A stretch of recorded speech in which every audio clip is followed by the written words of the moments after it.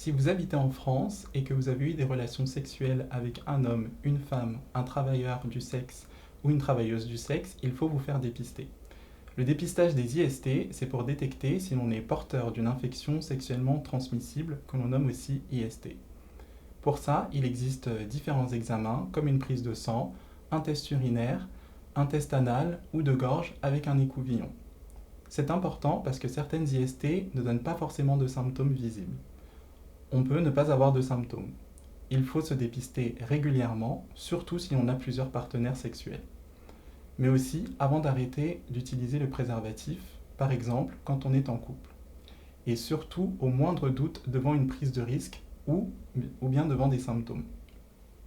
Ce dépistage peut être réalisé dans des centres de dépistage ou de planification qui se trouvent parfois, mais pas toujours, à l'intérieur de certains hôpitaux. Dans ces centres, vous pouvez venir gratuitement, anonymement et sans ordonnance, même si vous êtes mineur.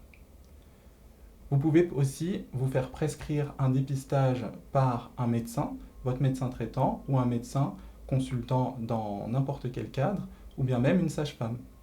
Faire ce dépistage permet aussi de traiter la maladie au plus vite. Plus l'on traite tôt, plus le traitement est efficace. Certaines IST, comme le VIH ou l'hépatite B, peuvent être traitées sans pour autant être guéries. On parle alors de maladies chroniques qui restent dans le temps.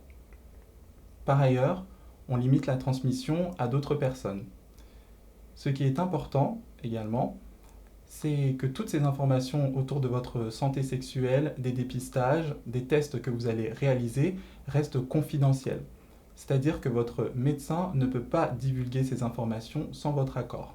Cela fait partie du secret médical. Les professionnels de santé sont tenus au secret et ne peuvent divulguer ces informations à quiconque. En cas de non-respect du secret médical, ils sont punis par la loi.